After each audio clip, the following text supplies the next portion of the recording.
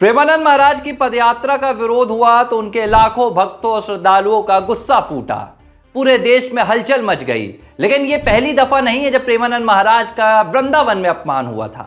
एक ऐसा भी दौर था जब इसी वृंदावन से प्रेमानंद महाराज को अपमान के कई घूंट पीने पड़े थे। एक ऐसा भी वक्त था जब प्रेमानंद महाराज को एक रात बिताने के लिए छत भी नहीं मिला था।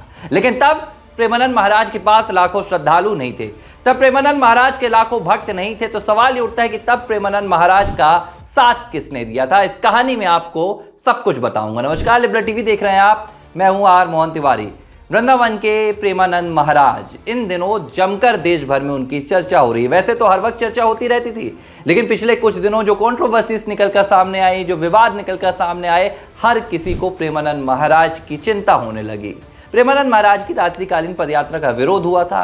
विरोध के बाद विरोधियों का भी विरोध हुआ। उन्होंने जाकर राधा के कुंज आश्रम में माफी मांगी। प्रेमानंद महाराज ने बड़ा दिल दिखाया, उन्हें माफ कर दिया। लोगों ने कहा प्रेमानंद महाराज का अपमान कभी बर्दाश्त नहीं करेंगे। का इस वृंदावन में अपमान हुआ हो, प्रेमानंद महाराज का किसी ने जानबूझकर उनका तिरस्कार किया हो, बल्कि वृंदावन में प्रेमानंद महाराज ने कई बार आंसू के घूंट भी पिए हैं।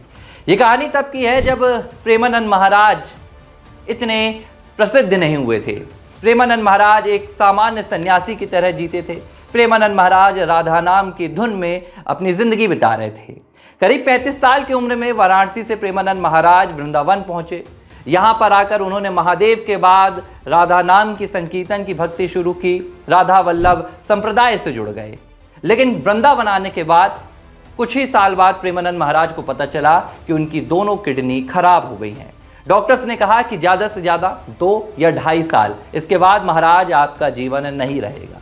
तब प्रेमानंद महाराज बड़े असमंजस में थे। और ये वो दौर था जब प्रेमानंद महाराज के पास ना तो 1 रुपये होते थे, ना ही किसी के सहयोग की उम्मीद होती थी। हालांकि प्रेमानंद महाराज उम्मीद भी नहीं करते थे, लेकिन तब उन्हें वृंदावन में आश्रय के लिए किसी का सहयोग चाहिए था। और तब प्रेमानंद महाराज एक आश्रम में रुका करते थे। लेकिन उस आश्रम के महंत ने प्रेमानंद महाराज से अचानक एक दिन कह दिया कि अपना डेरा डपूरा उठाओ और यहाँ से निकल जाओ। प्रेमानंद महाराज ने जब ये सुना तो वे बेहद दुखी हो गए। प्रेमानंद महाराज ने आश्रम के महंत से हाथ जोड़कर विनती की कि मेरी दोनों किडनी खराब हैं, मैं बीमार हूँ, कुछ भरोसा नहीं है कि कब मेरा अंत आ जाए। आप लोगों के बीच में रहूँगा तो कोई ध्यान दे लेगा। लेकिन तब इस महंत ने कह दिया कि हम तुम्हारे ठेकेदार नहीं हैं।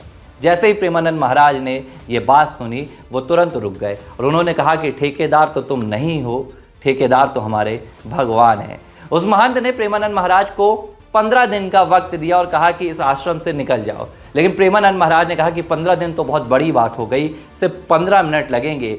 आश्रम जाना है, झोला उठाना है और निकल जाना है। ये वो भी दिन थे जब प्रेमानंद महाराज वृंदावन में भक्ति करते हुए संघर्ष कर रहे थे। लेकिन तब उनके पास कोई नहीं था। तब उनके पास ना तो उनके भक्तों की भीड़ होती थी, ना उनके शिष्यों की। तो तब प्रेमानंद महाराज का साथ किसने दिया? ये बात खुद प्रेमानंद महाराज बताते हैं। प्रेमानंद महाराज अपने प्रवचनों में बताते हैं कि तब उनके पास कोई सहारा था तो राधा नाम का सहारा था। प्रेमानंद महाराज बताते हैं कि तब उनका किसी ने साथ दिया था तो सिर्फ और सिर्फ भगवान ने साथ दिया था। इसके आगे की कहानी वो खुद बताते हैं। प्रेमानंद महाराज कहते हैं कि जैसे ही वे उस आश्रम से निकले थे तो बाहर एक और संत मिल गए और उन्होंने पूछा कि बाबा कहाँ जा रहे हो? तो उन्होंने कहा कि कहीं ठिकाना नहीं है, बस जा रहा हूँ। तो सामने से संत ने कहा कि हमारा आश्रम है, आओ आश्रम में रुक जाओ। और प्रेमानंद महाराज को आश्रय भी मिल गया। इसके बाद वृंदावन में प्रेमानंद महाराज पूरी तरह से भक्ति में लीन हो गए। प्रेमानंद महाराज की ये दिनचर्या बन गई कि वे रात में ही निकल अपने जीवन में आगे बढ़ते रहे। आज प्रेमानंद महाराज के दुनिया भर में श्रद्धालु हैं। प्रेमानंद महाराज के पास भक्तों की भीड़ लगी रहती है। दिग्गज लोग भी प्रेमानंद महाराज के एक दर्शन के लिए तरसते रहते हैं। लेकिन प्रेमानंद महाराज आज भी यही कहते हैं कि एक ही उनका सहारा था। 11 वर्ष की उम्र में उन्होंने घर छोड़ दिया था और तब से भगवान के